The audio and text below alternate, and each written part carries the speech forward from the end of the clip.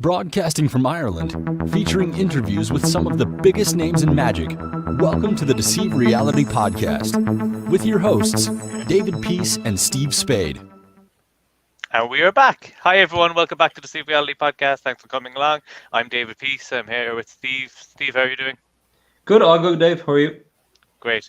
And to introduce our guest, very kindly joined us this week is Eric Ross. Eric, how are you doing? Doing well, thank you for asking. Absolutely. Thanks for being here. We really appreciate it. So we always like to start the show giving people like an insight into our guest about how this journey started for them, how they fell down the well into magic and this strange world that we all live in. How did this love of magic and then kind of the journey into the style of performing that you do now, how did that all start for you? Man, I was a kid. I was still in high school, I remember. There was a few different elements that all I knew I liked magic. I remember watching like the Copperfield specials on TV, and then I also remember watching like the World's Greatest Magic, and even watching the Breaking the Magician's Code, the Secrets Revealed. Mm-hmm. I was young, and then growing up in high school, two things happened simultaneously. One, there was a kid in school named David who would do magic tricks. He'd come to school and do magic. And I told him, hey, I always loved magic. Will you teach me a couple things? And two, that's about the time that David Blaine's Street Magic aired. Or I don't even think I've seen Street Magic. I've seen when it came out on the DVD called Fearless. Mm-hmm. So I seen that. So it kind of all played together. I love magic. I seen David Blaine do his thing. And then there was this kid at school doing it. And I just wanted to learn it. So from there, it just like we all start, books, DVDs. Well, at the time, there wasn't too many DVDs, and there definitely wasn't any internet. So a lot of it was the library, going to the library after school, looking at books, reading books on beginner magic.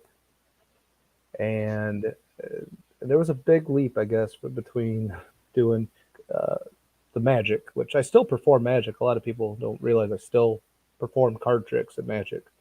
But I also toured the world doing the sideshow, freak show stuff as well. So I don't know how that transition happened. I know, as we do magic, especially if you like David Blaine, or you idolize the way he does magic. If you notice the things with David, even through all his specials, he would do. There'd be a lot of card tricks, a lot of magic, but then there would also be, a sideshow thing. He'd pull a string out of his stomach, or a diamond from a ring out of his eye.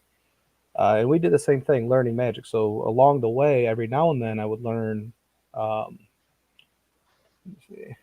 like a bizarre trick. So I'd do all this great magic and then a bizarre trick. But over the years, been doing it a long time now. One bizarre trick turned into 30 bizarre tricks, and then I met the freak show. NASCAR hired us for an event back in 2013, 2014, years ago. Hired this freak show and to do their freak show thing, and they hired me to do magic. And we did that at the Sprint Cup. I think it was a Sprint Cup in Dallas, Texas, for NASCAR. And I met the sideshow there, and they loved the magic I was doing. I loved the stuff they were doing. And told them, if you ever need a magician, let me know. A couple years later, they hit me up. They said, we're looking for a magician. I said, oh, great. I'd love to do it. And they said, can you tour? I said, yeah. So that's how I met them. They were originally going to bring me on as a magician. And then they did. I went out for the meeting. It was like the day or 2 days before our actual first show. And they said, oh, we're just curious. All this magic stuff we hired you for, that's great. But do you know any sideshow stuff? I said, well, I do some stuff with needles. And so, what do you mean you do stuff with needles? Show us. So I showed them the needles. And then they said, all right, forget about the magic. We're just going to do the needles. So I started doing the needles, more and more needles. And then just traveling with the circus. I've been with them 5 years now, 6 years, since 2017. So,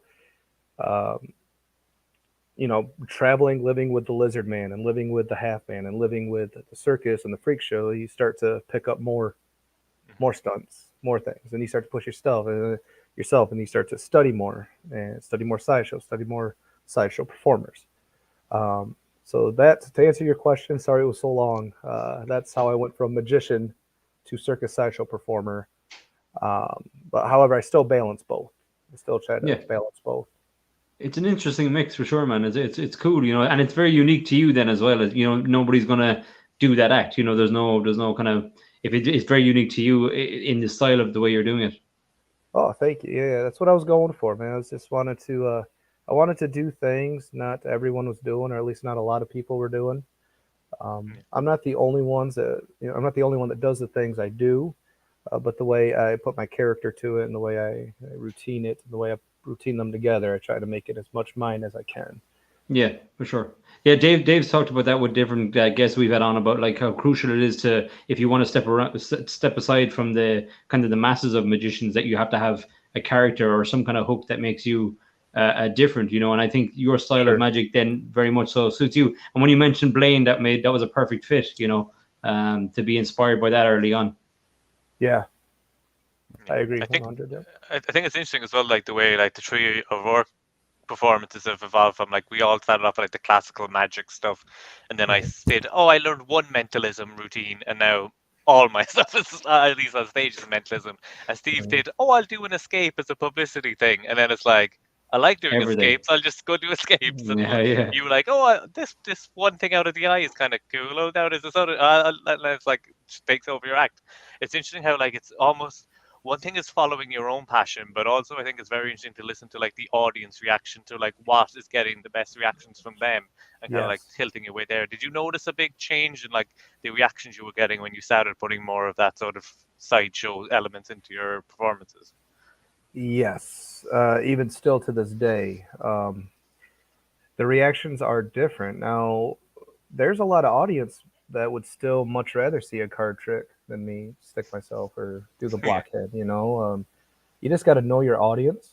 Like you just said, you do have to feel your audience out, see what kind of audience you have. It's all about timing. Now, the thing about magic is like if I perform magic, say card tricks, coin tricks, ring tricks, like magic, I feel that's more universal. I could just go out and do that to anyone, and everyone seems to enjoy it, whether they're having a good day, bad day, old, young. They they seem to enjoy magic. It's not like that with sideshow.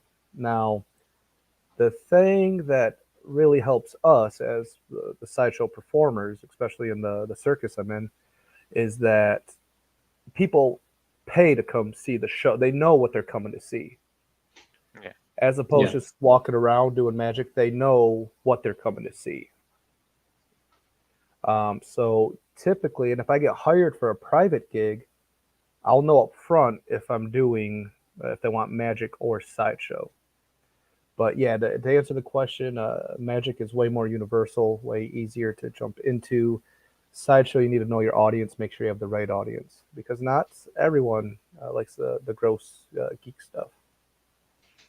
It must be nice on your body as well when you're like, oh my god, I don't need to stick needles in myself tonight. I can just do like a Yes, crisscross force and get an amazing reaction. 100%. I did a gig not that long ago in Costa Rica. I was in Costa Rica. It was a private gig. They wanted me to come out, and I said, okay, what do you want? What do you guys want me to do? They said, look, we like your sideshow stuff, the needles and stuff, but could you please leave it all at home and just do some card tricks? I'm like, you're gonna fly me to Costa Rica, pay me, put me up, and I just got to do card tricks. They're like, yeah, please don't do any of that other stuff. I'm like, no problem at all. Nice. Yeah. Was there any particular sideshow bit that when you were learning was like maybe the hardest one to learn, or even just the thing that one that might have had the biggest mental block for you to even try to begin with? You talk about slights? Sideshow stuff, like when you're looking at like lying on a Oh, bed of nails or like sticking a sure. needle through something that you're like maybe Um, one that was like a mental block that you're like I just sure. can't do this. A lot of it, to be honest, I am only human at the end of the day. A lot of the stunts I do, especially if it's new, right? So if it's even though I'm doing piercings, if I'm working in a new piercing area, I want to pierce a different part of my body, or I want to practice, the swords or whatever I'm practicing. There's always, whether you want to or not, your body does that fight or flight, goes into fight or flight. So which tends to make things harder. And then once you actually push through, persevere, get through it, you realize it wasn't so bad, but you do have to fight um, that reaction from your body. But something in particular, let me see here. I mean, when you go from, so blockhead, for example, right? The classic blockhead. Putting a Q-tip in your nose, it's not comfortable. It's a little scary, but then you want to work it up to a nail. And then after you get the nail, you want to be able to take a hammer and hammer the nail, right? So that takes some time to work up to that. And I did that, I'm a professional sideshow performer, so I do sideshow all the time. When it came time to doing the power tool, the drill in my nose, right? Even though the nail and blockhead is stuff I've done for years, I was a little hesitant. I was like, man, this could really go bad. You got to look at all the options. You got to talk to whoever you can who can help you. And that's the thing, too, with sideshow. See, magic, there's movies and books galore. There's nothing on sideshow. When you want to learn sideshow, you have to learn from someone who's done it before you. That's how you teach sideshow. Yeah. So yeah, I would say the first time I put a power drill in my nose was a little scary. And then again, once I got it, did it a few times, I'm like, oh, that ain't so bad. For anyone listening, we don't promote anyone putting a power tool up their fucking nose. That has nothing to do with Deceive Reality. Don't sue me. Don't sue Dave. Don't sue Eric. Don't try this at home. Definitely do not try really this at want home. to. Then still don't try this at home. Try it at your friend's house. It's I couldn't imagine, because for me, I've tried to learn blockhead a couple of times, but I have a really sensitive nose, so I just sneeze immediately with a Q-tip or anything. Yeah. And even at a COVID test, I was sneezing like crazy. I was like, I don't think it's going to work on stage for me. It's just too much of a tickle. Yeah, and everyone's anatomy is different. Everyone's body's different. Everyone's nasal cavity is different. We're all built different. Some things I myself have accepted, I don't want to do it, or I can't do it. Do you think you kind of have a strong kind of threshold for pain and stuff like that if you're able to do needles? Obviously, with practice and stuff, you can do that. But there's stunts that I've done, and I know that you have to push yourself beyond the pain. And obviously, sometimes the adrenaline and the people in the crowd and everything, that all helps. But even when you're practicing, it's hard to get in that mindset sometimes. Yes, practicing is definitely, like you said, way worse. Anytime you got to practice something new, not only is there a lot of anxiety, but you don't have that adrenaline from the crowd, which adrenaline goes a long way. So yeah, the crowd helps. But typically when I'm practicing something new, especially if it's a piercing or, feeding tubes or whatever I'm doing in my body, when I'm working on something new, once I get it down, where I'm comfortable enough, I'm like, all right, I got it. I could do it again if I needed to. It's not something you do every day. Okay, I'll do this. Next time I do this will be during the show. I don't need to do this every day. Yeah, definitely. One thing that I perform of yours quite a lot, especially anybody who looks at my Instagram will see that I perform hook all the time, and Steve has started looking at it as well. Was that one of those things when you're coming up with it? The first time you put a fish hook in your mouth and go, I'm going to pull one of these strings. Was that one of those mental block moments? That was one of those moments I wanted to. It had been a while since I put something out on the market, but I wanted to do something that I didn't really do before. And I always loved the needle swallows, where you swallow the needles, pull them back out on the string, or even the razor blades. I've always loved those kinds of effects. And I wanted to do something dangerous in my mouth. I remember this is exactly what happened. I was thinking, and I said, I want to come up with something in my mouth that's dangerous, that's not a needle and not a razor blade. And then treble hook just popped in my head. And it wasn't just a fishing hook, it was a 3-prong giant treble hook. I said, all right, I'm onto something. And then at the same time, I always liked Russian roulette, right? Russian roulette stuff. So I wanted at the same time, again, simultaneously, I wanted a Russian roulette that fit in my pocket, is what I wanted. I wanted a Russian roulette that fit in my pocket. At the same time, I wanted to create uh, an effect with something dangerous in my mouth. So I kind of put the two together. First thing I did, like anytime I have an idea, or whether it's performing or creating or wanting to release, just any, I got one best friend in magic, and that's Garrett Thomas. So first thing I did was call Garrett. I said, Garrett, I got this idea. And he said, I remember his reaction. He said, that sounds amazing. I don't know how you're going to get it to work, but if you can get it to work, you're going to have something there. And yeah, I spent, I was home from tour. I was home from tour for a couple weeks working on it. And then, yeah, I was working with all these different manufacturers. I had a bunch of different methods. I was trying to find the best one. I was working with Roy Cooper's on, a magnet kind of thing. And I was working with there's a bunch of different people. And the method itself, I said, wait, let me see something here. And I remember trying to tie like these, just trying to tie like a false knot or something, which isn't the method. But it's how I stumbled upon the method on accident. And I said, wait a minute, would this work? So if you know the method, I tried it and it worked beautifully. And I tried it again and it worked beautifully. And I tried it again. And then I kept doing it. And I kept walking around town doing it. And then I was doing it in the show. And I was doing it everywhere flawlessly. And yeah, long story short, I called Garrett. I said, hey, man, I got it working. Will you give me a quote? It's such a good organic approach to that, though. Like you said, you're carrying a Russian roulette style routine in your pocket. It's not cups and a spike. It's not guns. It's not stapled guns. It's not whatever. It fits in that little tin that you get.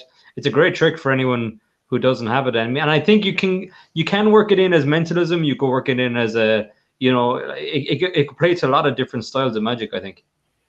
Yeah, I didn't realize because I had performed it for probably a year and a half, 2 years before we even released it. And even when I released it, it was like limited at first. I didn't want to release it main, and then Lost Art talked me into releasing it with them. They didn't have to talk me into it. They asked me. I said sure, but yeah, I didn't realize how many different elements and different characters. It was reaching everybody. They all seem to find a spot for it in their show. There's something about the simplicity behind it, because it is so simple and it's not in one certain category. It's just a hook and strings. I mean, you're able to be more versatile with it and use it in different places.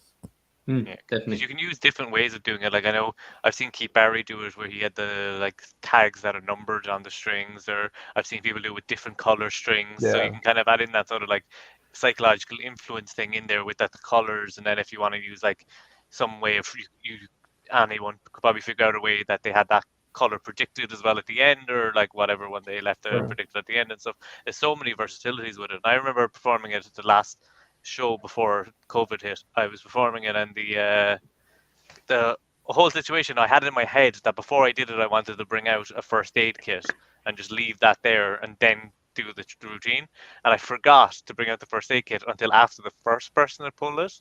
And then I went and got the first aid kit and put it out, and it got like the best laugh of the show. And I was like, that's staying in there.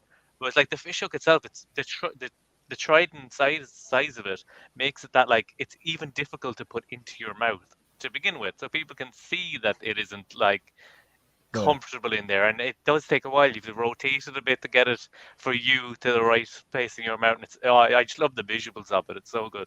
Yeah, I'm glad you like it. Thank you. It's a great one. It is great. I did it for, like I said, probably a year and a half, 2 years before we decided to release it. And even at that point, it was still a small release. And then eventually I said, okay, it's time to put this out and move on to, other things now. So yeah. I remember seeing you, Eric, on Sealed This DVD, which was a great DVD. I thought it was a good mixed bag of stuff in there. And then obviously your Ellen performance. Sure. I think that was, I saw actually recently you had said it was 10 years ago. A lot's changed since then. Yeah, a lot has changed since then. That is correct. At that time, I went on Ellen. I really wasn't anybody in magic or anywhere. I was just, a kid doing magic. Once I did that appearance, which was 10 years ago, um, going on 11. I think it's 11 years now, almost.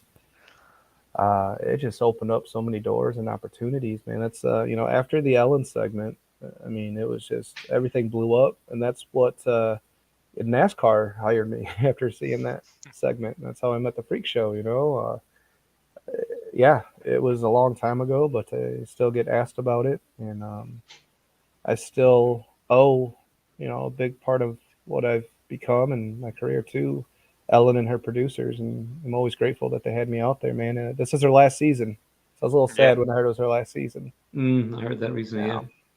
How did they contact you to begin with to get on the show? Was it through like seeing stuff online or something going viral? Yeah, so she aired one of her episodes, and toward the end of it, she just said, "Hey, if anybody knows who this magician is, tell them to get a hold of us. We want him on the show." And so I had people getting a hold of me saying, "Ellen wants you on the show. Ellen wants you on the show." I'm like, "What are you talking about? Who's Ellen?" Like, they're like, "Ellen DeGeneres." I'm like, "What? What are you talking about?" They're like, "Go watch her show from today. She said she wants you on the show." So I think I got a hold of them I went on Twitter, I think. I said, "Hey, I'm the guy you guys are looking for."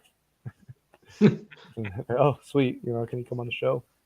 How do I change my name here? See, y'all got your @. I think on the way in it asks you. Well, we can we'll put your @ in the video description as well and stuff. Yeah, there you go. Definitely make sure people go over to Instagram and stuff and follow Eric, because there's some very good content on there. Some images of some really cool sideshow stuff as well, which is awesome to see. I think that's really good. One of the things when we had you come on, one of the questions we got in from a few people, but one of them here was Mark, was what is a good resource to get into the geeks/danger magic? So I know you're saying about the like sideshow stuff, you kind of have to learn it from a person, but is there any sort of book or something that you would recommend for somebody who's interested in it? I mean, number one, we don't recommend it because the stuff you see us doing is real. It's not magic. It is real. We're really eating glass. We're really putting fire in our mouth. We're really hurting ourselves and piercing ourselves. It is all real. We don't recommend it. However, there is some geek magic stuff that's a little safer that looks just as good. So some of my favorites would be Tamaz Medina put out a DVD called Geek Magic. It's a good place to start. Geek Magic by Tamaz Medina. Wayne Houchin has a few items, including he's got a really nice pull stop called Control, but he also has something called Thread, where you get a piece of thread, pull it out of your eye. And then some older references would be Thrilling Magic by Abbott Magic Company. It was an old manuscript called Thrilling Magic. And there was also Sam Dalal, Swami Mantra. Swami Mantra has a assortment of different sideshow effects in it and magic. So Swami Mantra is a good one. And I think that's about it. I did just do a Penguin Magic lecture. They had me do my sideshow lecture. So I did a sideshow lecture, intro to sideshow at Penguin Magic. So you can always go there, watch that one as well. That's about it as far as the sideshow resources go. Cool. Yeah, definitely check out the Penguin. I didn't see that, but yeah, that sounds great. Hopefully that helps Mark if he's getting started. But yeah, be careful, Mark. It's nuts. Like, I mean, and it takes obviously a lot of like determination and mindset. A lot of this is getting it in your head that you're safe and that you know what you're doing, because otherwise you can get seriously hurt. It's the same as escapology. You can't fake it. You have to do it for real. I know. Like I remember talking to Wayne Houchin before about his thread routine, because he also has single needle with the one needle thing, and he was saying someone had seen him do both and confused them in his head, and we're like, "Oh, can you do that trick where you pull the needle on the thread out of your eye?" And he's like, I stopped doing that, because I think it's really interesting how people like create those false memories, and like we do take advantage of it and try to cause these sort of things. Have you had anybody like have a if that happens, you do not correct them. That's how legends are made. Don't agree with them, because then you're a liar. Just Let them talk. Have you had anybody misremembers one of the like sideshow things you do to make it like even crazier than it already is? Oh, I mean, it goes back to just doing, Balducci, just like Blaine did. You do Balducci, and they go and tell their friends, you came up, 4 foot off the ground, and yeah, same with like Wayne. I'll pull the threads and needles out certain places, and they'll confuse the two, mix them up. Or even when I do my piercings, they'll say, "Oh, he's crazy. He stuck a needle all the way through his eye. Came out the back of his head." Dude, people say some crazy stuff, man. Crazy stuff. Yeah. I think there's a thing that people have is that like they don't want they've been fooled and they don't want somebody else to figure it out and make them look like they weren't smart enough or something to figure it out if it's magic. So they always exaggerate it so that they like cut off. So the other person has to be like, yeah, that is amazing, rather than Yeah. he was probably just like on his toes or something. They want to like Or really the magician did it. The magician did it for them, and you weren't there, so it's as cool as I wanted to be. That kind of way when they're explaining it back. Because I've had people mix up my act as well. I'm like, that sounds awesome, but that's not what I did. Oh, will you do the trick where you disappear and appear outside? They're living Sure. vicariously through the magician. Yeah. 100%. With the whole thing over the last 2 years, like, and things being shut down and everything, have you been able to do any sort of the transition to the virtual side of things, or have you just been trying to get at any live performances you have? Well, the thing is, I mean, I've been doing this a long time. I was a kid. I'm in my 30s now. So I've been doing it, 17, 18 years, as a full-time living. A lot of people don't realize this is what I do professionally. I create, I produce, I consult, I gig, I perform, I travel. This is what I do.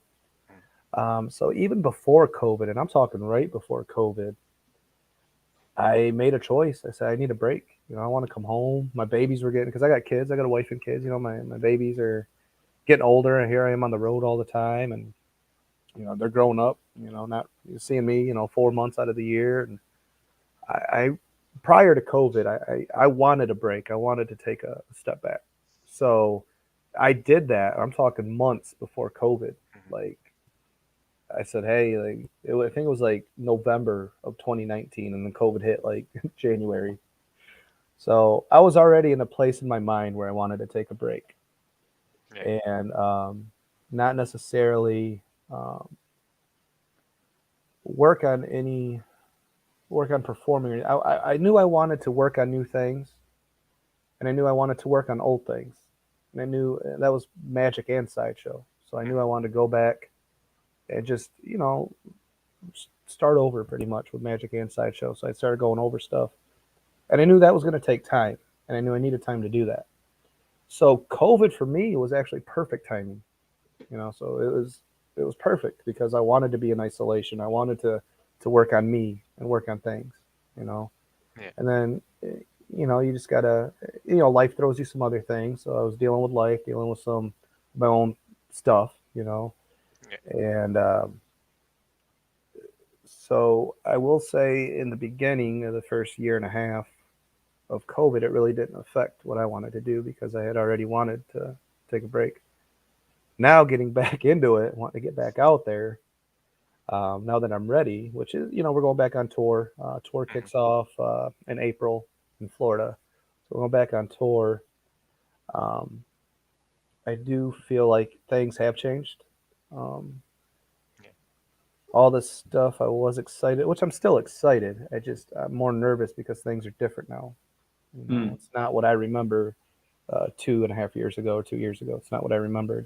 Things are different now. So I honestly don't know how they're going to be.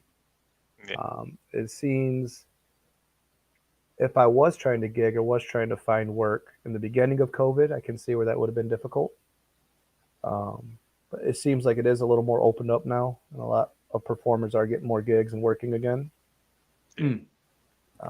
So we'll see. I don't know. We'll see how it goes from here. But yeah, I mean, COVID, I wanted to take a break before COVID, so it didn't affect what I was doing at the time. But we'll see. We'll see. I don't know how it's going to affect things.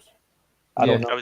I heard from a lot of people actually that we talked to that they were all saying, especially at the start, that they were actually like they didn't realize how much they wanted a break until they had one, and it was like everybody was kind of just burnt out. It's kind of just like a pause for people Yeah, to like try and just kind of recover a bit. And it's like I think it shows the importance of taking breaks when you can, even when there definitely. isn't a pandemic. Just like taking some time off, because I'm sure being on the road is tiring. Because I think it's like every magician's like dream to like have a touring show that's like touring America or touring the world.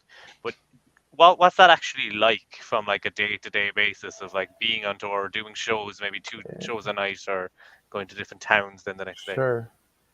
It's um,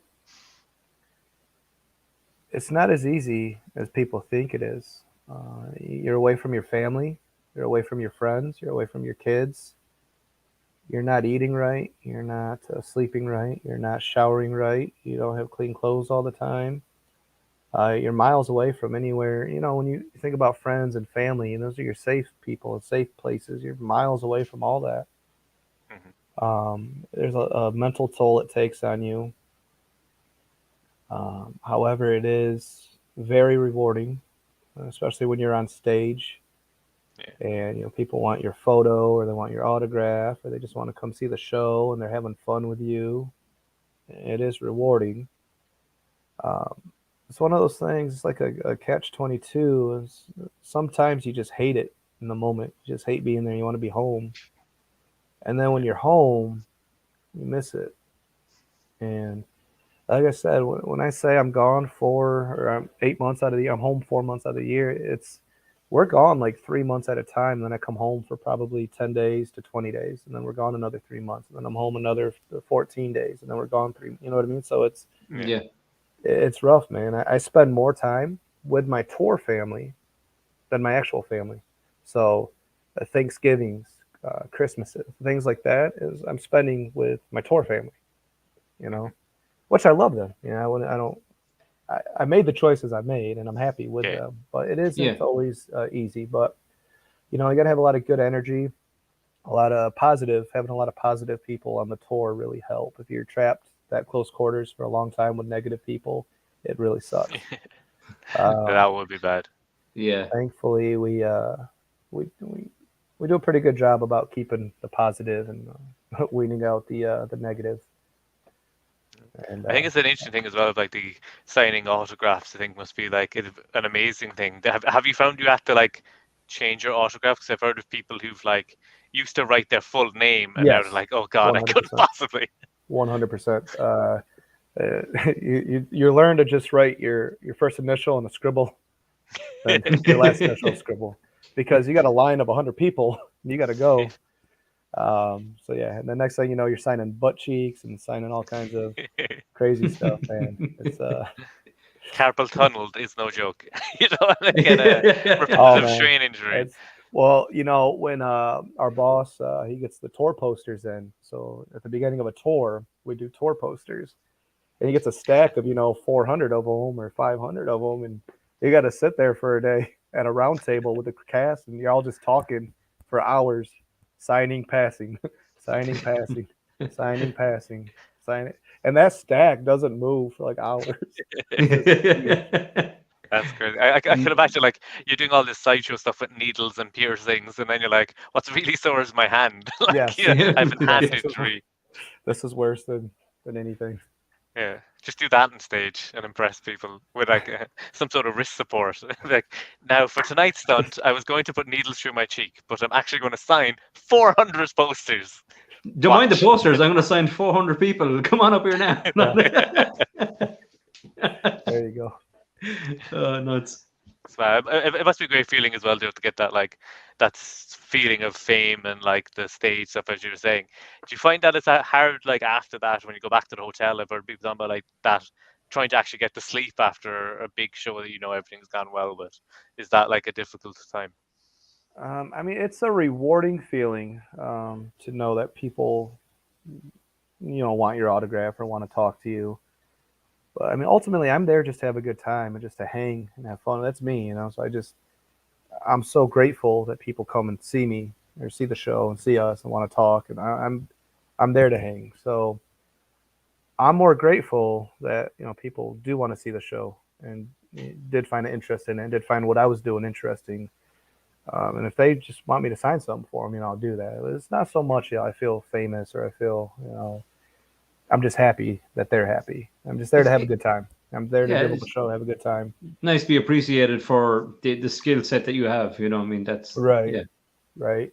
And then, yeah, at the end of the day, yes. So after you do the stage performances, and then you do your meet and greets, and you do all that, and then you go, it is time to wind down. Well, then you got to put the show away, right? So you got to help pack the show away. And then you get to wind down. And yeah, that is a great feeling. Again, the adrenaline goes, so when you're laying there on you're on the bus going to the next city, you start to get sore. You start to, it's, you want to get sleep. You do. You're tired, you're exhausted, and you got to do it all the next day. Yeah. You got to get back in that mindset. It's like that thing, that like the show must go on, and it doesn't matter like what kind of news we get, or Sure. how you're feeling, or whatever, or the night you had, you partied too much the day before, or didn't party enough, whatever, and you still got to go on stage. It's just it does take its toll on you. I'm not touring, but just shows, if you're just back to back with shows and performances, it is tough. It's a job. Yeah. You have to go every day. You're going to get fired. It's a job.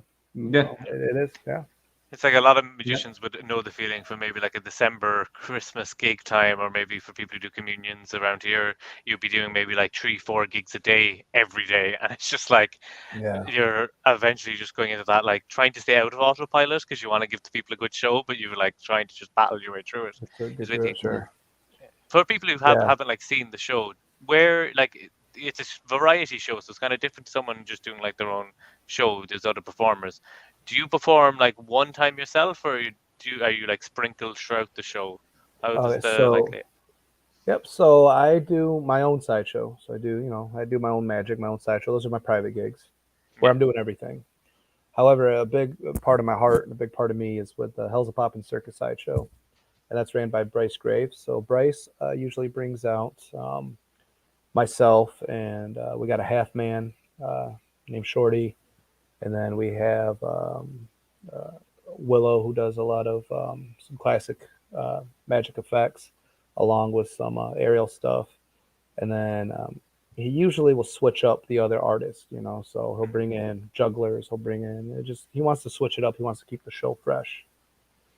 So yes, it's a variety show with different performers doing different things. I will do, it depends on the show. Some of our shows are an hour and a half. Some of our shows are 45 minutes. So depending on how much time we have, whether we're opening for a band, or whether we're doing our own solo tour, or whether we're doing a festival, it all depends on how much time we have. But I'll do anywhere. I mean, in the least, you're going to see the skewers. You're going to see me do, that's the stunt they hired me for. So you're going to see the skewer act, the needle act. But yeah, if we have time, I'll do, some old Eastern kind of fakir Sufi stuff. And I'll also do just every now and then I'll do some magic just for the hell of it. I'll say, hey, can I get up here and do some magic tonight? And my boss loves magic, so he's always like, yeah, go for it. So yeah, you'll see me do at least one, if not 3 or 4 things in the show every night. And then I'm always the guy too that's like before the show and after the show, just I'll hang out in the lobby, do magic, hang out, that kind of thing. Awesome.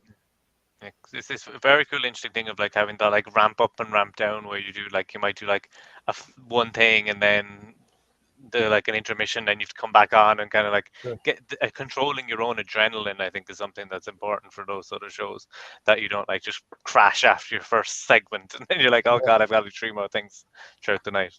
Yeah, so throughout the night, like each performer, like we'll rotate. So I'll do something and somebody else will come out, they'll do something. So we'll rotate. And every performer, their stunts will get better and better and better than the last one. That's all. So we're all rotating and everything's building up.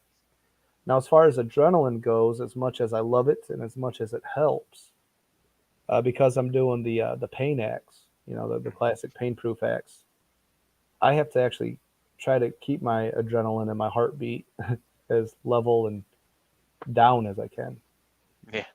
So there's moments where that adrenaline really helps, and it's like, yeah, let's do this. And then there's other moments where it's like, okay, everyone shut up.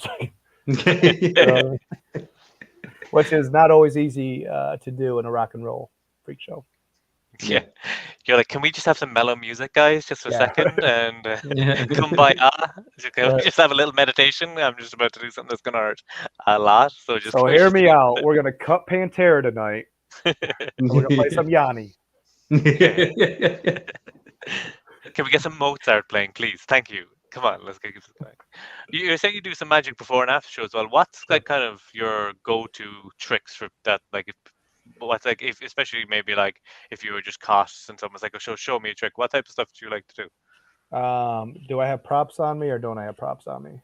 We can do both. Depends. I'm like, not a we'll big do- proppy guy. Like I can Yeah, yeah. be. I got like 3 or 4 props on me, and they're all work. I think the double cross by Magic Smith is one of the greatest tricks ever. I love it. Yeah. It's always in my pocket, and that trick kills. Some other gimmicky stuff I would do. Ultimately, I just have a deck of cards, normal deck, maybe a dupe in there, but typically just a deck of cards. I don't carry around gimmick decks of cards ever. Mhm. Yeah. The only gimmick anything I will carry around card wise, I also do Stand Up Monty by Garrett Thomas, which is Oh yeah. in itself Great its, regime. its own effect, And let's see what else.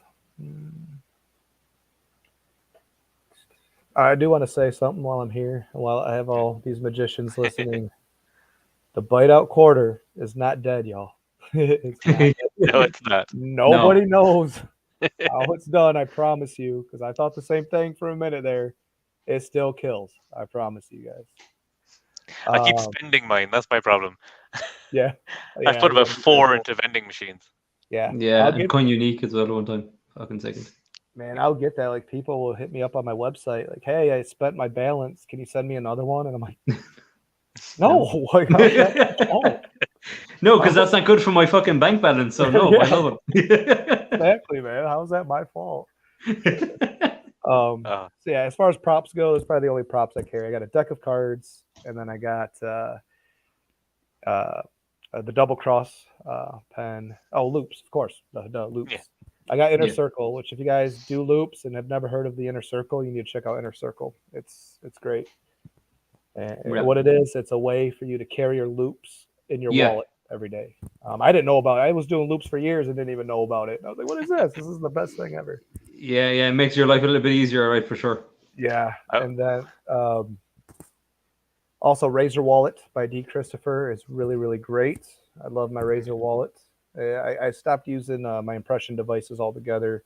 I do one mentalism piece. Like if I want to read somebody's mind, it's going to be Razor Wallet. It's the only thing I use is Razor Wallet these days. And other than that, now say I don't have any props or cards or anything. My go-to really great resources, guys. Gregory Wilson is Yup. on the spot. On the spot. Yeah. On awesome. the spot, and also his inaction. Yeah. He has the best impromptu magic. So my go-tos, if I don't have any props, if I can borrow a pen, I'm doing his recap. Or he's got a really great napkins across. Instead of sponge balls, you're doing it with napkins. Oh yeah. I remember that. I think. So, yep, there's things like that. But Greg Wilson has the best impromptu stuff for sure. I remember We've got we it- saw him at a convention in Ireland, and he was just like frying people with He's the best. everything. Yeah. Just borrow everything and just kill. This is so good. Oh, I love Greg. He's the best. We actually went to Russia together. When was this? 2020. In 2020, we took a trip to Russia together. Did kind of a double lecture thing up there, and he's the best, man. I love that guy. He's just, and we connect so well, man. It's just because we're so polar opposites. The stuff I do and the stuff he does. But when you get us together, it's nice because we're so different and we just get along so great, Yeah. man. That's cool. He's amazing though. He is. He's just, man. And he's so We blunt. I love how we blunt must he is. get Greg on the show. Yeah, you got to definitely. get Greg on here. He's definitely like one of the like modern legends that you see, especially of that impromptu Yeah. style, as you're saying. Because I think impromptu is something we've talked about with other people on the podcast as well. Like Craig Betty was giving out about magicians who say, "Oh, I've nothing on me." It's like, what are you talking about? Like, Right. you should be able to do magic with everything Sure. or anything, or like at least if you wear a ring, learn ring magic or get a magic app. Just have one on your phone. Just have Yeah. something, or like as I always say, just do a 5-object equivocate. It's like just grab a napkin, a Yep. pen. write down one things and force it. There's always a way around it. So I think it's a really good, and I like your sort of things you're saying because it kind of suits the sideshow style as well. With like a double cross fits in quite nicely into that style of things. Or like I still think the ashes on palms routine like is a great Yeah. one if you can find a place that has an ashtray. Right. That's what's nice about double cross is Yeah. ashes. You Yeah. can't find ashes anywhere anymore.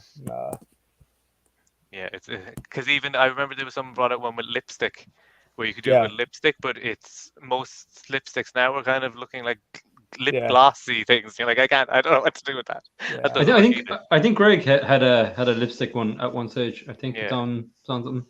it's a Yeah. good. It's such a good thing. I remember I was quick double cross story. I was doing double cross at my nephew's christening, and my grandmother, who's like a religious grandmother, was like she never drank in her life, never smoked in her life, never sworn in her life that I know of. And I went and I did double cross on her, and in front of like my really young cousin, she was like, "What the fuck?"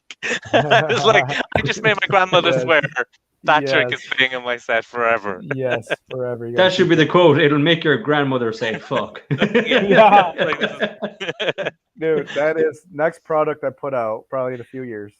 I need it. I'll do it I'm on my gonna put that. grandmother. It'll make your It'll make grandma your say "fuck." grandmother say fuck. Steve Spade. You gotta give me that quote. Yeah, we get it. Nice. For further releasing stuff, like how did you start with that? When did you know like you had something to release? Because I know a lot of people are looking at stuff that they might have and be like, "Oh, should I release this? Should I not?" Or how was that decision Whew. made for you? Releasing.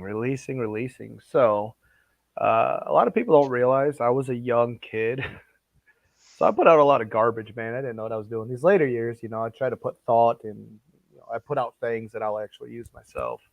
But releasing, I knew from an early age, especially when I was reading these beginner magic books from the library, I was like, that's cool, but it's kind of cheesy. So instead of a piece of paper, I would use a dollar bill, or I would just even as a 17-year-old kid, 16-year-old kid, no 15-year-old kid, I would still even reading cheesy stuff. I would try to make it a little better, like I don't like that. So what ended up happening was I went to the Abbott's Magic convention in Colon, Michigan. They do every year. They have the Abbott's Magic convention, and I went there one year. It was about a year or two after creating, and I was just showing some of the magicians there. I think Rocco was there, a bunch of other magicians were there. I was just showing them some of the stuff that I not really created, but just kind of, made different, made a Yeah. little updated Yeah. some old items. And they were just like, wow, this is great. This is amazing. You should release this. I'm like, what do you mean release it? What are you talking about? Again, I was a kid. I had no idea what releasing was. This is before Murphy's and Penguin were, or Illusionists were even the powerhouses they are now, man. This was like 15 years ago. And I was like, what do you mean release? How does one release? So I remember the first thing I ever released was a trick with a ring and a soda can. And then I had a DVD out there. I was like, okay, I want to do that again. So I started trying to create things. And then I put out another one with a label in a or a label in a soda bottle. And then next thing you know, I think it was Paul Harris. I was talking to Paul Harris. I think it was Paul. He said it was Paul.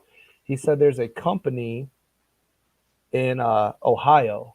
It's an up and coming magic company called Paper Crane. They just shot this thing called Flow. I'm putting out.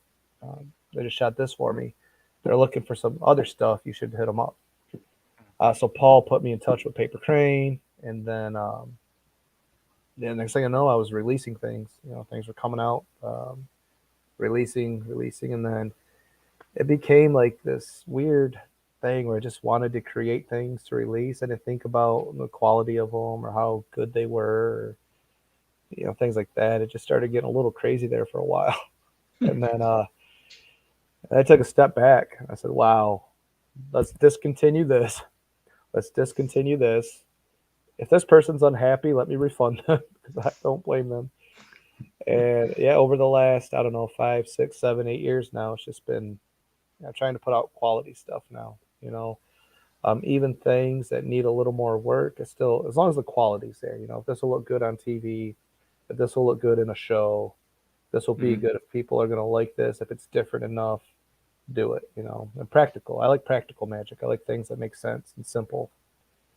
So yeah, I guess that's as far as creating went, how I started and where it is now. Now I only put out one thing every so often. My newest product, eye candy, just came out. Yeah, it looks really good. Yeah, it looks Again, awesome.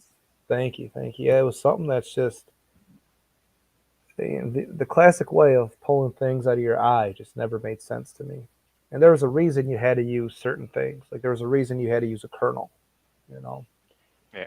And everybody who's ever pulled anything out of their eye, if you're a magician and you've performed kernel from eye, at some point you've said, why can't I just pull a tic tac out of my eye? Well, tic tacs are too big and they're minty and they're sticky. There's many reasons you can't do a tic tac from eye. So I said, okay, so how can we do a tic tac from eye? What can we do so this is possible? And I've spent, it's been in my head. It's been a prototype. It's been something I've been playing with now and going to conventions and showing people probably 5 years now. Yeah. And it adds to it as well because people know it's minty and it's sticky. It's like it adds to the effect so much. Yeah. It was something. Again, I'm not claiming to be the guy that created things going in his mouth and coming out of his eye, but I did. It's more of a tool, It's more of something people can use now, especially if they do that kind of effect. It still doesn't touch Wayne's, man. Wayne's thread is the greatest. It is, I will say, is the greatest thing. It's got such a good visual, yeah. It's got such a good visual. So great. It's so great, man. But it's nice. It's like you were mentioning about just carrying a deck of cards and a mark or whatever. A packet of Tic Tacs looks organic. It looks like I just have these in my pocket. I came off stage. I've got some Tic Tacs. It doesn't look like you're set up to do anything else. And if they see you do something off stage, they're going to be even like, oh, this is like the real magic, because on stage you could have done anything, but now you're doing it right there in the lobby kind of thing. And then they're going home. They're going to be probably more blown away by that quick engagement at the end, by like a whole performance, Yeah, exactly. That's a beautiful thing too. If you know how the effect works, you know that the Tic Tacs that you pull out of your pocket, that's just a regular Tic Tac box. There's nothing funny about it. You can hand it to the audience, give them Tic Tacs. I mean, it is organic. It looks a lot better than pulling out because believe it or not, when I was doing my kernel from I still kept my kernels in a Tic Tac box because they just fit in your pocket and you could put 200 of them in there. Yeah. But it looked funny pulling out a Tic Tac box full of kernels. They're like, why aren't you using Tic Tacs? Yeah. Exactly. Why aren't you using Tic Tacs? Because I saw the review of it actually on the Wizards Magic review, and David Penn was talking about it, gave it a really good review. And one of the things that I really liked that he mentioned in it was that like it comes with everything, so you can just set it up on the fly. That you don't need to be like vanishing away for ages. You can just set it up, find a little quiet place, set yourself up, and you're ready to go. I mean, it comes back to that thing you're talking about releasing quality stuff over quantity, because that shows the thought process has gone into it, that you've been performing it for ages and stuff. I think a lot of performers, and there's some even now who fall into the category of Joe. I think Craig Petty talked about it before, but like he fell into it as well, where you release something and the company goes, cool, that was great, what you have next, and you just go, oh, here, there, take that, and like you end up getting you come up with a good idea that took you 10 years to come up with, and then you're just releasing stuff to keep it up. But I think the quality stuff that's coming out now, and I think the eye candy one is definitely, everything is thought through for you. And I think it was the same with Hook, that even like the carrying case and everything, with like the survival kit on the outside and all that stuff, just looks brilliant, and you don't have to worry about it. Thank you. Yeah. Hook was one of those things too, where it's like I don't just want to put it out. Before I released it, I did it mini tours. Like I did it before I released it, and it felt good knowing that I didn't just create something to put out for money. It's something I create. Ultimately, I created it because I want to perform it. Yeah. And when it came time to release it, I knew the nuances. I knew all the subtleties. I knew everything that went into it. I mean, even when we put it out, people are like, oh, have you tried this? Have you thought of this? What about this cleanup? What about this cleanup? What about this? Look, I did it for 2 years. I thought of everything. I've tried Yeah. everything. The reason I left, and of course they all think it's their idea now. They're like, well, we did this cleanup. I'm like, yeah, I did that too, but the reason I released it the way I did is because this is what works the best. I've done it for years. This is what worked the best. All the cleanups I worked on, I never had to do a cleanup because I say, hey, check it out. They're like, no. Yeah. That was after I found all these switches, working on all these different switches, practical Yeah. switches, things like that. Like, what do you mean you don't want to see it? You know how hard I worked on the switch? You don't want to see it? But definitely COVID now though, as with well. But I realized, COVID, yeah, like, just they're like, have you confident. thought of the color thing? Have you thought of the number thing? Yeah, I thought about all that. It just Yeah. it didn't work. It just this is the easiest, direct, best way to do it. Yeah, less And it is was more nice sometimes. to Yeah, have that. Like, I'm like, look, this is my baby. This is how it works. If you all want to add to it, that's great. But this is how it's worked for me, and it's worked for me. 100%. Same with the eye candy. We tried different things, prototypes, all kinds of different things, different materials, different prototypes. I knew what I wanted. I knew it had to last. I knew it had to be safe in your eye. I knew it had to be all different, a bunch of different things. We actually, the gimmicks we use are actually medical grade material. Like, we went all out for it. I really did the research, after passing the idea. It's funny too. I'll bring it up because with Hook and with eye candy, no magic company wanted to touch it. No magic company wanted to touch either one, which I was fine with, whatever. And then Lost Art took a chance on Hook. Next thing I know, every magic company wanted it. Same thing happened with eye candy. Nobody wanted it. Everyone said, no, it's too dangerous, too dangerous, too dangerous. Hanson Chen and his team took a chance. Now we got all these magic companies out here asking us if they can carry. It's so goofy to me, man. I remember when Hook came out, I was on Last Hour, I got like an email from the newsletter being like, limited release, 100 things coming out. I was like, mine, bye. So I got it like pre-release straight away. There was a lot with Hook, in the release. And I remember when we released it, because I told them I don't want everybody doing it. Mm-hmm. I wanted to keep it limited. And at that point, we could do like, $99, which I was okay with. When you look at stuff like Scott Alexander and his sideshow stuff he's put out, it's like $300-400. Mm-hmm. So I don't think people will be mad, especially workers will be mad at $99. And then it was, the company, it had nothing to do with like the price drop. They went from $99 to $25. That had nothing to do with me. I had people emailing me and calling me like, what the hell? We just paid $100 for this. Why is it $25 now? I'm like, dude, I had nothing to do with that. I promise. I had nothing to do with that. So I get a hold of the manufacturer, the producers of the effect when they put out Hook for me. And I said, look, what's going on, And they said, well, we need to clean out our inventory because we have new products coming in. We need to push. So I said, we got a lot of people pissed off at me, man. And they're like, oh, no, you'll be fine. So I just want to say I had nothing to do with the changes, the reorders. It was supposed to be limited. Then they, kept reordering it. And I don't know.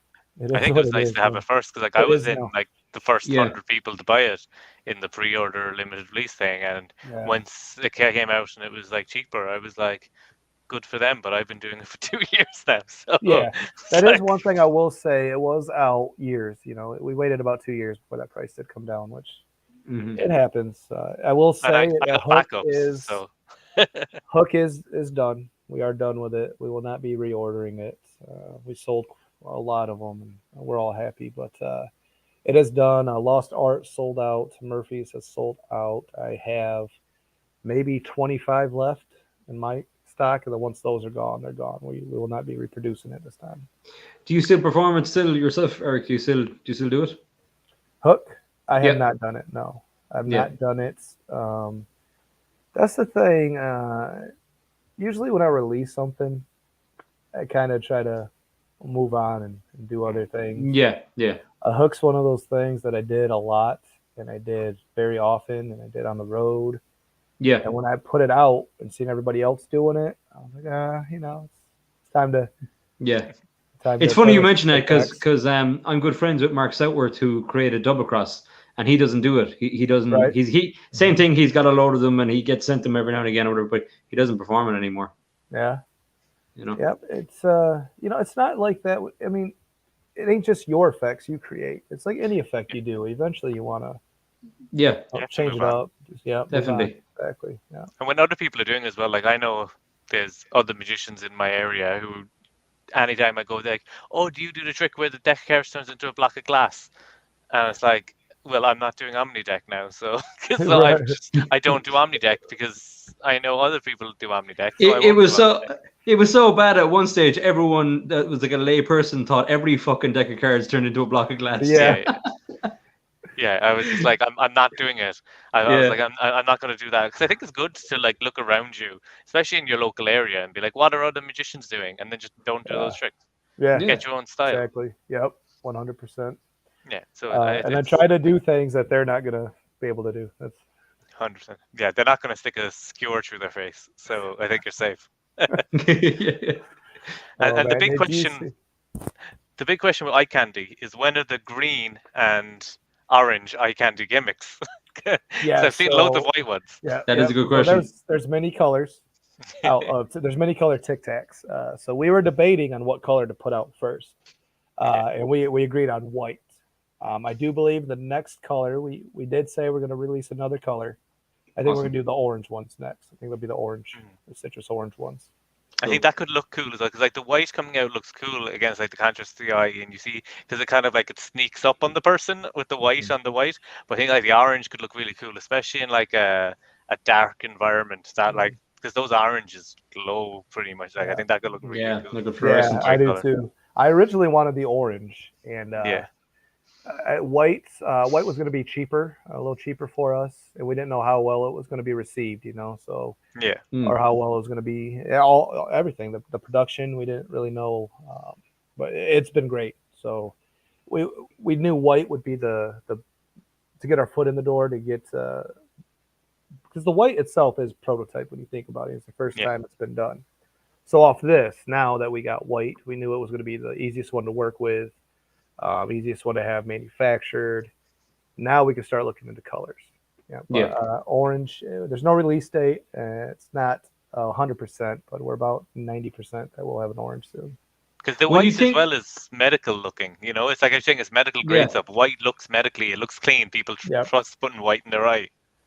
You think Tic Tacs though? You just think white Tic Tacs straight away. I do anyway. You just go, boom, Yeah. white Tic. You can see the ad almost. You know what I mean? So Yeah, the white one, it makes sense. But to have, I'm sure there's going to be variants of like methods, or not methods, but like routining if it's a different color or whatever. It's obviously more options. And if you buy there's- multiple ones, remember which one you have set up. yeah, Do the there's- color changing Tic Tac. yeah. we tried to cover everything in the videos. There's really not much more you can do with them, aside from maybe mixing it with the old classic, where you take the mint, put it in your orifices, or even. Oh yeah. We included you get 4 gimmicks with each one. You get 4 gimmicks. So we did that for many reasons. The first reason is we knew people were going to lose them. Yeah. So you get 4 gimmicks. 4 Or gimmicks. fucking eat them. Yeah, or eat them. You're going to lose them. You're going to eat them. Also, they Wait are 8 hours, you'll get it back. slightly different sizes. So they're the same size, but one of them's a little thicker than the other one. And it all depends on your eye and what one you want to use. So technically there's 4 in case you lose one or you're more comfortable using the different one. But also you can do a double. And it's something I didn't put in my tutorial because I just thought it was one of those people should know. yeah. You've got 2 eyes. Yeah. I didn't think I had to cover it, but people were like, they were writing like, "Hey, what do you guys think about doing 2 eyes or 1 eye?" Like, that's a, yeah, that's why. Sure. Yeah, that goes without saying. You can do 2. Yeah, you could do your friend's eye if you can talk him into it. Yeah. Because what you can do as well is Oh, like you do if you- the spit. Oh, that'd be cool if you had someone in on it. And Yeah. then you eat yours. Spit it at him. Yeah, spit it at their eye. And then, oh. That would be cool. There you go. that'd be great during COVID. Wait till the next lockdown. And yeah. Do it at But the you airport. could do or things something. like with the 2 eye setup as well of like you'd swallow a Tic Tac, have them pick an eye, and just bring out that one. Yeah, Or like that's a good have one. when there's 2 different colors, you could be like pick like give them a free choice of which eye which color comes out of, and like do a bit of equivoke thing and get that like you, because then it looks like you've got full control and things, which is really nice having those gimmicks. It's too much though. Like we're thinking like magicians, just like it's a tic tac from your fucking eye. It's enough. You know what I mean? Yeah. It's the same as Hooked. You know, Well, there's so many it just needs nuances and subtleties, man. We could be here for hours, but like Yeah. even one was like, because when I do it, I'll pull my eye down so that they can see it pop out. But some of the performers like pushing it out until it pops out. So you're not doing this, like you're actually pushing it.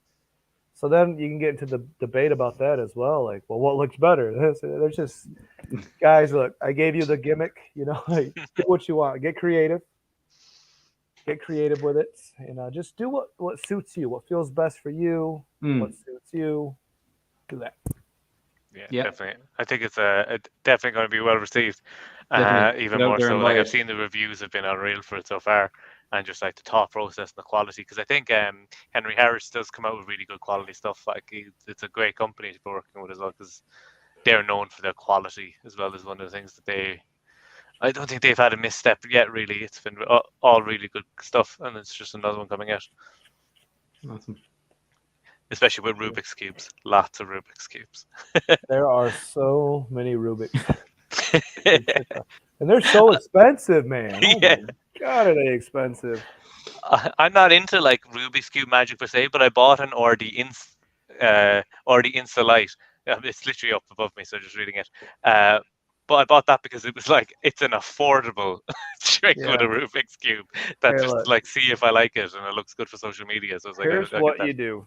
Here's what you do. You want to impress somebody with a Rubik's Cube? You learn how to solve it. You have them mix it up, and then you solve it. Mind blown. Yeah. I learned to solve one because I knew I was getting a trick where it looks like I could instantly solve it. But I did think about Rubik's Cube magic as well, where it's like a bit like cardistry. If someone does loads of fancy shuffles and stuff, and then they do something with thing, I'm like, people think it that way. But then you see people be like, oh, let me just fix this cube in like 10 seconds, but now I'm going to fix it in half a second. You're like, well, like, it's like, if I was going to do like a Rubik's Cube magic where it's not like an instant solve where you like pull into a bag and pull it out and it's solved, I'd make it look like I never touched a Rubik's Cube before. I'd be like, I wouldn't act like I could solve a Rubik's Cube, because otherwise it's not magic, it's just fast fingers. Right. You got to bring back the days of Houdini where you like get in a case and 35 minutes later you just stick your head out and you're like, I'm still in here, we're good. Yeah. I'm not going to make it look harder than it is, for sure. I won't knock the Rubik's Cube effects that are out there because it's just not my thing, right? Yeah. You know, people do like them, but I will say what I like better than like the instant solves are when you have them mix them up, and then like your prediction matches. Like, I love that. Yeah, that's awesome. Is way cooler than the instant solves. I think Gregory, he had that Rubicon, right? That's yeah. The So Venom good. Cube as well is very good. The Venom Cube one, because you can just like do it. I think that's the Rubik's Cube, because it's a prediction of a like truly impossible location. Like how many combinations are there of a Rubik's Cube compared to like a 1 in 52 of a playing card? Like we're all obsessed with card at any number, but it's like 0.5% as complicated as matching Rubik's Cube. Yeah, Greg did that for us in Dublin, like right in front of us, and even was showing us like how it works, and we were still like, what the fuck? It's so good. It's so clever. So good. Yeah. It's so good. And I won't reveal Greg's method, but if you know it, you'll know there's other versions that look like shit. Yeah. Greg's the same looks legit. Yeah. You'd have no idea watching it. Like it's the last thing you think in your head. Like I think it's the same with the Venom Cube stuff as well, where you're like, eventually, like as a magician, you're watching it, you're like probably able to have an idea what's happening and watching the thing. But to a layperson, they're never going to think, even go halfway there. It's just so clever. It's stuff, but it's just it's all down to style as well. Because like if you put like a fish hook in your mouth and then skewer your face and then go, now look at this Rubik's Cube, they'd be like, wait, what? What happened there? There's a slight It's hard. shift in tone. We're all guilty of that, though. You know, when you get into magic, you either have like a mentor or someone, or you buy all these tricks because you like the look of it or whatever. But it takes a long time before you can figure out what actually suits you, your character, and some tricks will never suit you. And then you don't even keep those tricks. Just that's my advice for any magician. Just get rid of those tricks. There will never be a day when you will need that trick. You don't need it. It's okay to do that for sure. I mean, you're always gonna change. Mm-hmm. Your style. It's always gonna change. It's always best. What I do to this day, like once a year, I'll still go back and watch like, illusionists how to do street magic or penguins born to perform card tricks. Like, and it's funny, as many times as I've seen them, I like going back to the basics, and I'll learn something new, or I'll remember something I forgot, or I'm like, hey, that suits me now. It didn't then, but it suits me now. I watched Stigmata DVD by Wayne Houch, and again, I watched that recently, and I was like, I'd completely forgotten a subtlety that he had done. And I was like, I'd completely forgotten that subtlety was there. And I was like, I got to start doing that again, because it's like anything. You start taking shortcuts and just come up with your own ways. But then again, it's like your thing with the hook, where you're like, I've done it for 2 years. I know every way to do this, and there's a reason I do everything. And then you watch it back and you go, yeah, I didn't do that because I didn't think it was necessary. But now, years later, I know it's very necessary that I do that little subtlety. It's so good. But it's always one little thing too.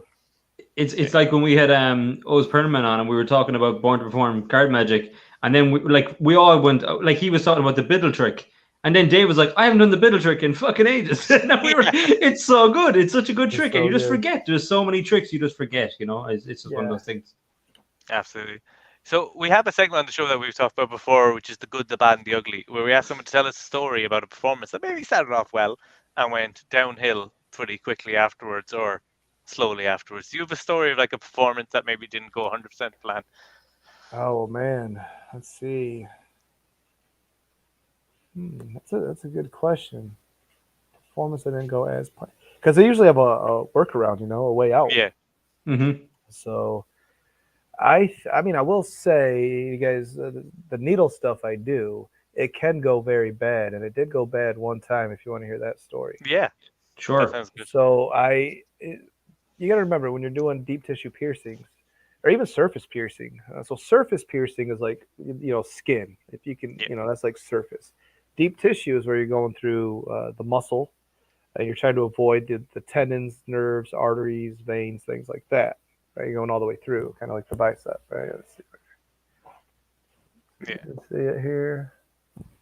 Oh, if you can, there you go. Oh yeah. The lighting's bad. It flashed up there for a second. Just saw it there. Yeah. So when you go all the way through, you want to try to avoid things. So I do this night after night, and usually no issues.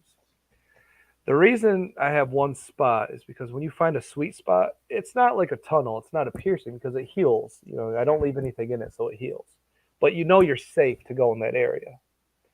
Well, it was real sore, and I said, all right, I'm going to move down like an inch. You know what I mean? Like, so I thought everything was fine.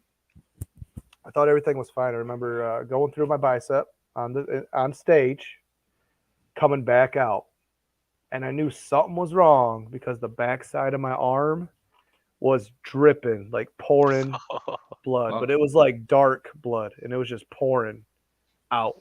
I was like, all right, thanks guys. I went off stage, and I'm trying to put pressure on it, and the cast, they're all worried. They're like, what's going on? I'm like, I don't know.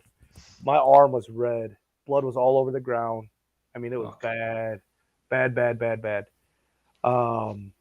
So I remember putting pressure on it, finishing out the show. We put a bandage around it, finished out the show. And then I remember going on the tour bus, like an hour later, after meet and greet and after putting everything away and all that. And they said, well, let's look at it. Let's see how it's doing. I took the bandage off, and it was blood started squirting out. I was like, oh my God. And they're like, you got to go to the hospital. I was like, no, I don't want to go to the hospital. After the meet and greet. Yeah. After the meet and greet. And we were on the bus at this point. And I said, tell you what, if it's still bleeding in the morning, to go to the hospital. So what ended up happening was I hit an artery. Is what it was. I hit a vein or artery, and it's dangerous, very dangerous. Luckily, mine healed. I was fine. I didn't go to the hospital. But the next day, you guys know a bruise, right? When you get a bruise, Yeah. my whole arm, the whole inside of my arm was bruised and purple. The whole thing was bruised and purple. Fuck. It was nasty. And my boss was like, dude, you got to go through your other arm. There's no way you can pull out your arm all bruised. I love that. He's like, take a week off. No, you got 2 arms. The same thing as the Tic Tacs. You got 2 eyes. Come on, get cracking. Right. But yeah, I lived to tell the tale, and that was pretty bad, man. I didn't know the first time and only time I'd ever seen anything that bad. Of course, the hand. There's a lot of nerves and a lot of arteries in the hand, so I've bled in the hand quite a bit, but never from the bicep like that. That was insane. Yeah. That's when I'd go back to crisscross forcing. Yeah. Just think, well, there we go. For sure. Try and manipulate the bruise into looking like a playing card. Be like, I'll just force whatever that looks like. All right, let me ask you guys this while we're here. You have no props, you have nothing, and you can't grab anything, you can't borrow anything. All you have is your persons or your spectator. What is your go-to effect then? If there's no pens, no napkins, no nothing, just like your bodies or your minds, like what's your go-to effect? I do the Will Houston's finger bend thing. I'm double jointed as well, so like I can just. So you can really do it. I can. You can really do it. Yeah. I can really do the trick where you put your hand down the table and turn it 360. Yeah. I can actually do that, and then when so my hand would be like this, twisted the whole way around, and then when I lift up my hand, it just like unravels itself in like a split second. It looks really. I might put it up on Instagram later to do it because it's something I remember I showed it to my biology teacher in school years ago, and I was like, "Is this normal?" And she was like, "No, that's not normal at all." So say you weren't a freak of nature. What would you? I'd probably do the Will Houston freak and things like, and I do like ring thing and things with my wedding band. I'd use that as well. It's a good one. When you've got nothing on you, it only happened to me the other day. Just like a single card equivocate type thing, down to like a card, and then have like a reveal. A kind of organic reveal, or even maybe the hand twist. The crisscross hands, kind of something just some kind of fun, just interactive kind of thing that you can just do with them quick. Yeah. But you're always ready to do something, Yeah, body magic stuff is something I think is underutilized in an impromptu situation, like the lift, or also like just stick someone's hand to a table if you know some hypnosis. That's always good too. Yeah, because I actually did your the breath effect that you had on Steal This DVD only recently, just impromptu, and I'd forgotten all of it. I watched that DVD when I got it, and then I forgot about it or whatever, and I'd done it a few times. But then, but I did it just recently, and it just killed people because I hadn't moved anywhere from when I was talking to them, and I was like, so hypothetically, if we've got a deck of cards and you're going to eliminate either the red or black, what would they be or whatever? And then I was like, just kind of point around, and I made them point at that window, and then I went over there and did it, and that's amazing. Fried them great, man. That's amazing. And it was impromptu, just a fly thing, on the fly. Yeah, that's great. What about your go-to one if you've nothing on you? You've had a swimming pool and somebody says do something. After let's see. I really love go-to because Freak is really good. Little Who's Dumb's Freak is good. Yeah. But I really like Control by Wayne Houghton, which pull stop in general is great. I love pull stops.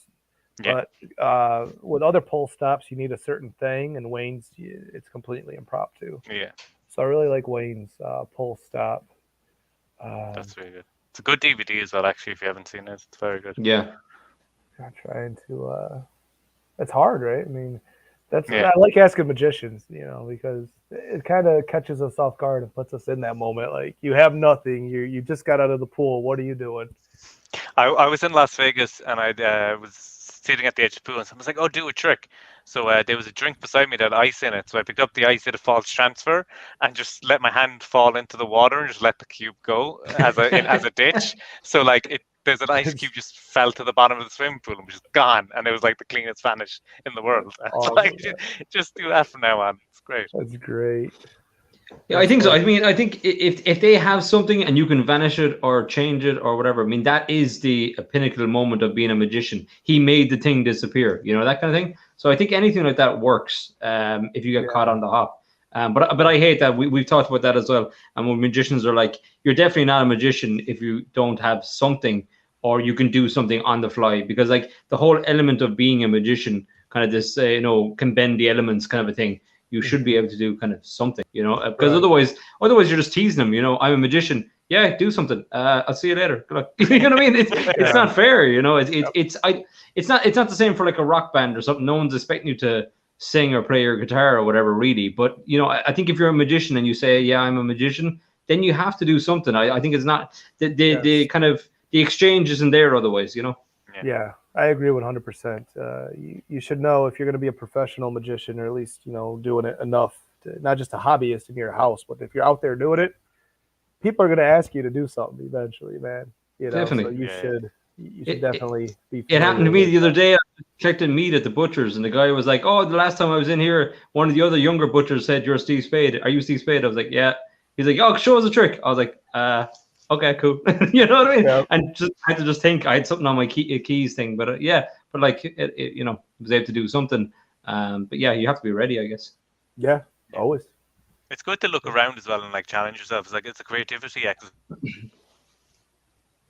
To look around. Of just being like sitting in there, like, what can I do? Can I just do something and go? It's so good. Are you saying like look around, know your prior to getting into anything, or if you're asked?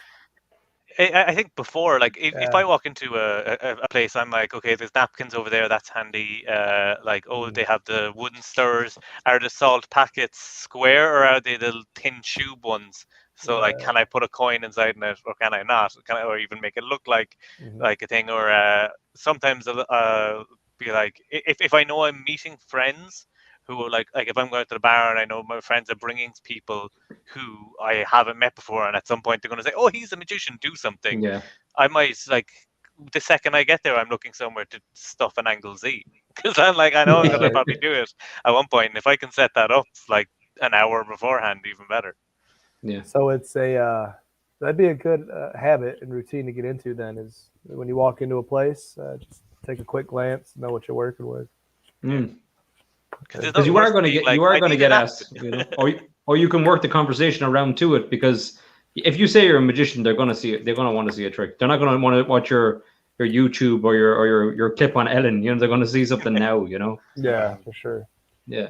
Also, like I said about the bite out quarter earlier, ladies and gentlemen, the Balducci levitation is not dead. Okay. This is like the not dead segment. I can't believe how many. There's so many people that are like. Here's why. I'm gonna tell you why.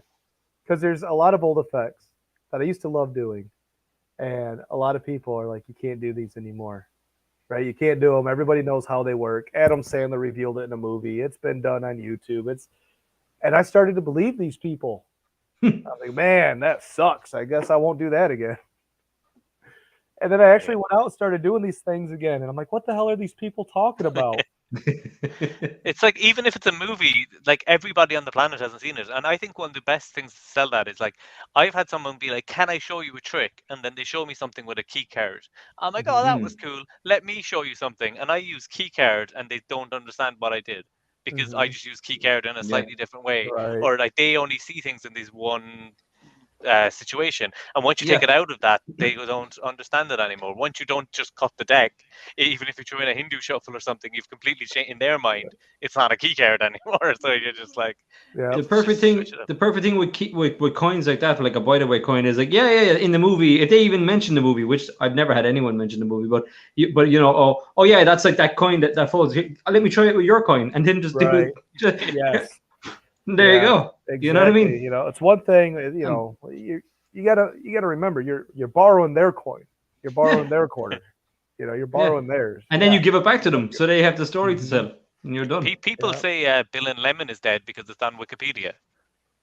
Steve does Bill and Lemon in every show he does, and it's Bill and Lemon is awesome, and so many different variations of it, and it's a classic for a reason. And so many people do it badly, so it's worth doing it. You know what I mean? Well, I was talking to my wife the other day, and I said, "Man, I don't I don't think that the internet has ruined magic like everyone says it has. Yeah. And she's like, what do you mean? I said, well, do you know how to make tiramisu? She's like, no. I said, are you sure? She's like, I don't. Why are you asking that? I said, because there's a million videos on YouTube that tells you how to make one. Have you ever seen And you're like, one? I'd really like some tiramisu. She's like, no. She's like, no, I haven't. I said, exactly, man. It's because there's Yeah. a million Yeah. videos. Yeah, it's People true. are watching them. But People I'll are tell you bold. another story about my wife. She's been married to a magician for, 7 years now. Married to a magician. I did Balducci for her not that long ago, and she freaked the fuck out, man. She's like, oh, my God, how'd you do that one? You got me. You got me.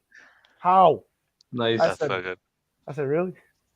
That guy lied to me that said that. Yeah. I've done Balducci a few times. I remember Yeah. there's one time Steve had done a stunt where he was burnt at the stake.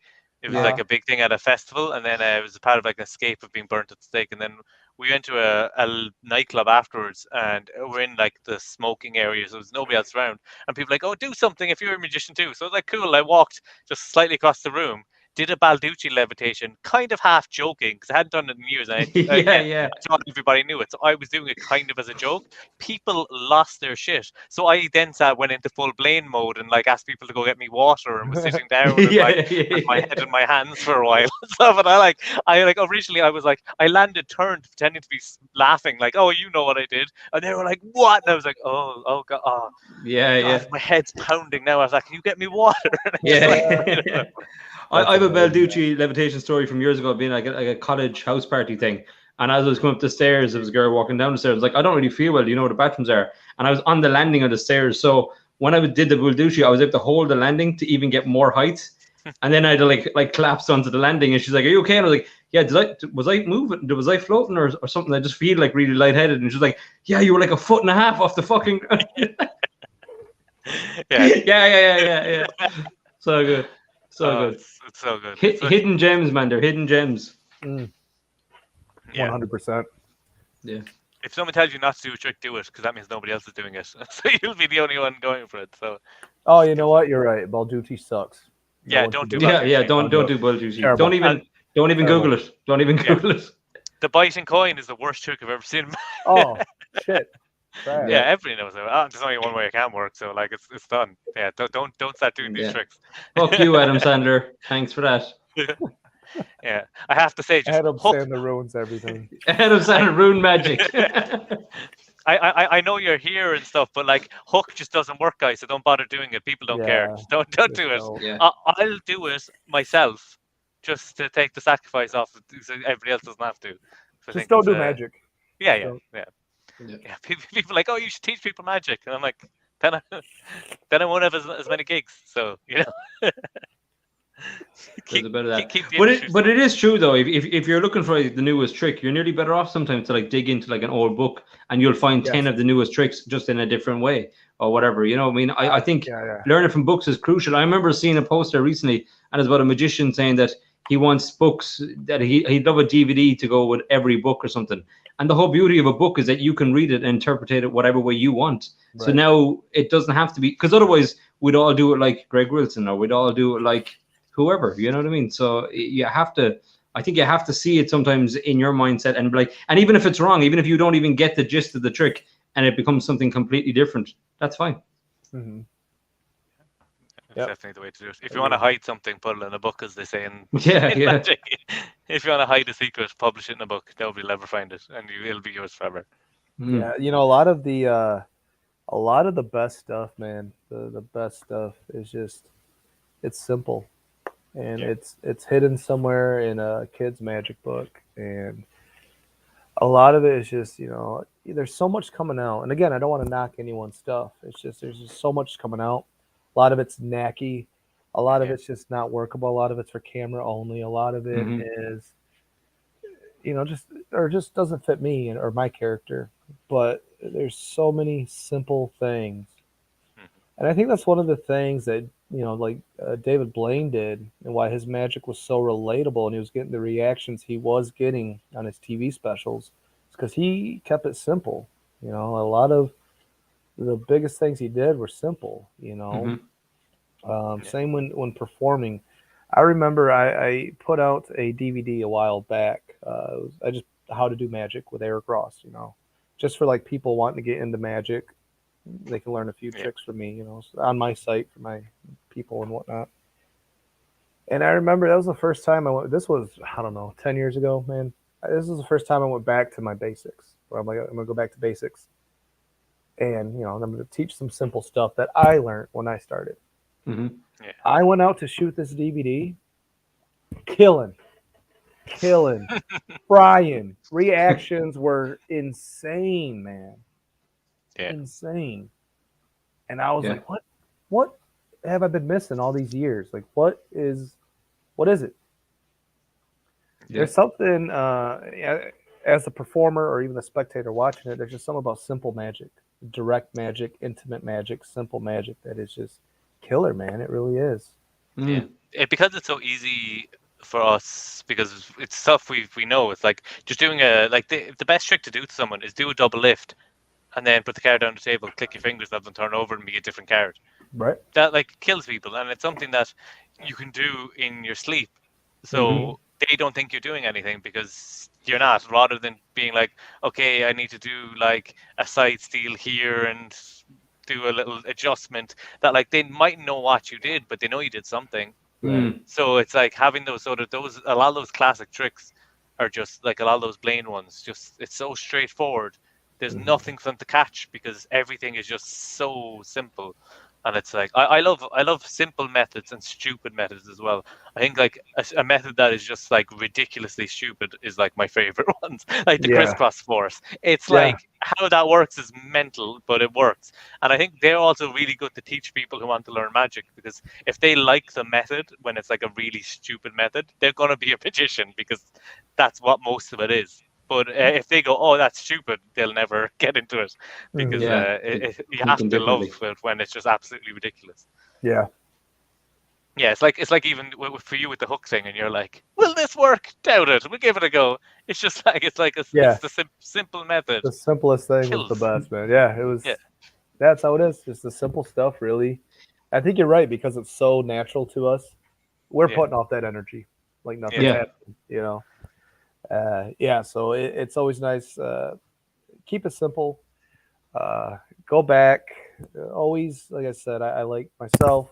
Once a year, once every 2 years, I'll go back to the basics, is what I call it. Purging.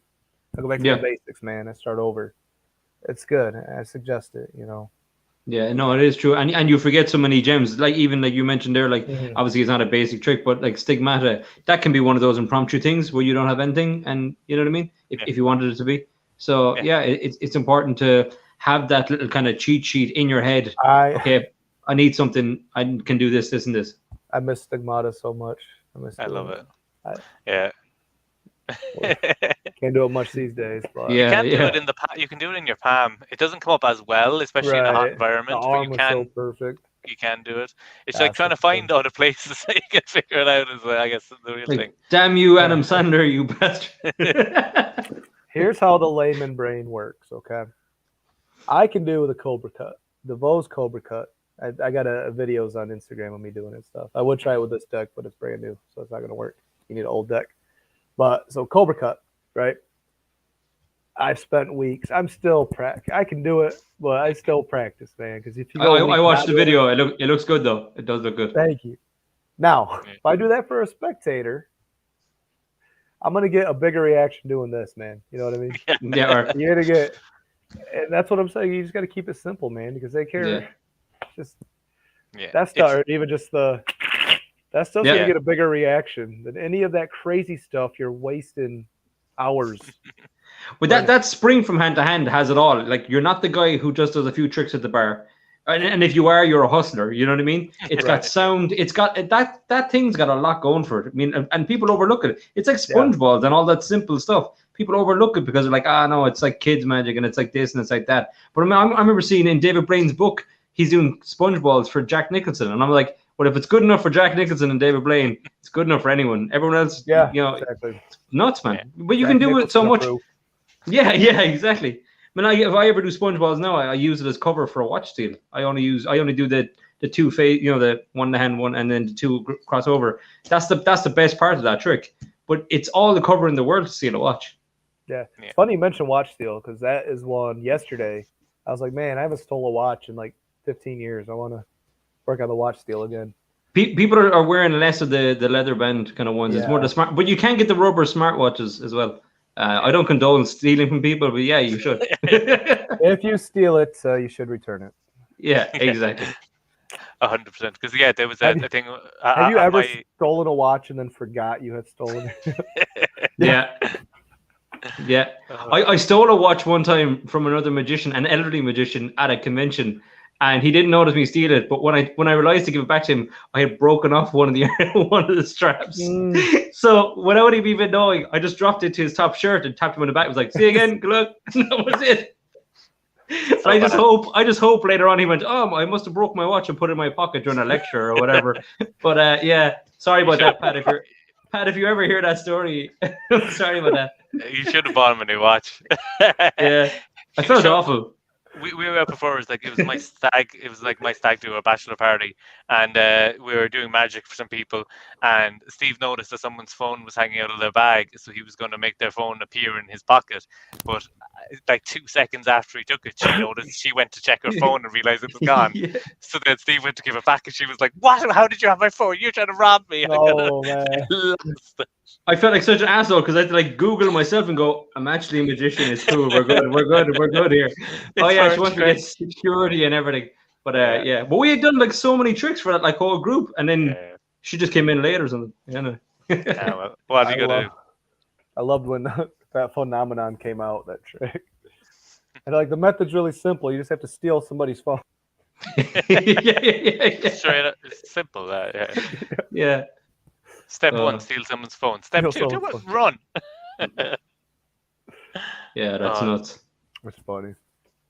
That's good. Well, I think we've been going for over an hour and a half now, so awesome. I think it's a good time to wrap it up with telling people that if you're going to steal stuff, make sure you give it back, and that's the moral of the story. Or at least throw it in their front pockets and let them yeah. If you're going to break it, give it back to them, and then don't even tell them you stole it. Yeah, until a podcast for 4 or 5 years later. So I feel good. I feel good for getting it off my chest, though. It's been there for a while. Yeah, it's been holding you down. Yeah. Thanks again, Eric, for coming on. Do you want to watch your social media handle just for anybody who wants to come find you after? Yeah. Social media handles. I'm on Instagram and Facebook, Twitter, and YouTube. Those are all at Eric Ross Live. EricRossLive at Eric Ross Live. And I've also got a website, www.ericrosslive.com. And to check out the tour and the show I'm with, that would be www.hellzapoppin.com. HELLZAPOPPIN, hellzapoppin.com. Awesome. And those will have all the tour dates. Come and see us. Come say hi to me. Come hang. Absolutely. We'll put all them in the description in YouTube, and I'll put them into the description on Spotify and iTunes and all those places as well. So thanks again to Eric, and if you're watching this wherever, follow us at Deceive Reality. I'm at David Peace Magic, and there's at Steve Spade Magic as well. Follow us on YouTube, Spotify, iTunes, wherever you're listening to this, and make sure you follow us on Instagram to find out all the upcoming podcasts and everything. And thanks again, Eric. I feel like we've so much more to talk about, so we'll definitely have to do a part 2 at some stage. Yeah, so let's do part 2. I'm down. Absolutely. Thanks so much, guys, and we'll see you again next week. Thanks, Eric. Cheers, man. All the best. Thanks so much for having me. Thank you. Yeah, man.